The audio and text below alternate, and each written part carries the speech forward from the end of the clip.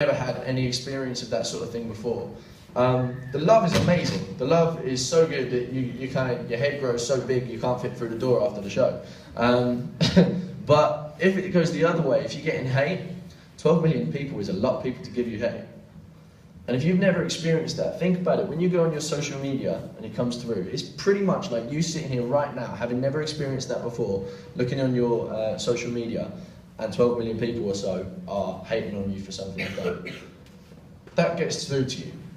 I'll tell you now, and I'll explain it a little bit in the next story, but one of you guys the reason you have so much power is if you drill something into somebody, another person of your age especially, enough, if you really kind of hammer it home and make sure you tell someone enough times, you can make people believe the most ridiculous things. And things that me and you might think aren't true and are silly. People believe crazy things just because you're just hammering it home and you just keep going and going and going with that. Now it's a similar thing when you get 12 million people telling you the same thing.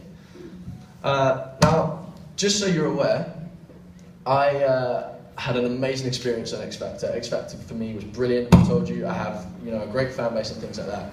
But I think it would be wrong of me not to talk to you about this part today.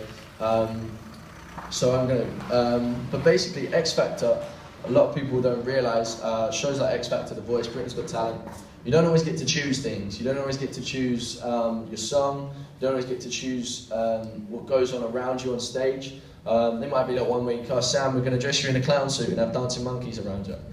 I haven't got a choice in that. Sometimes they'll be like, oh yeah, okay, what song do you want to sing? And you'll be like, oh, that one. And they go, okay, cool. And then you have a great week, and then you get a load of love on Twitter and Facebook, and it's great. But if you have one of those weeks where it's completely out of your hands, the real situation there is that you then have 12 million people giving their opinion on something that was 100% out of your control. And when it gets like that, it's very difficult to take, especially, I mean, if you've done something wrong yourself, you can only blame yourself, and you can go, okay, fair enough, everyone's disliking me for something I did. But if someone else has kind of instigated that, then you're like, that's really difficult to take.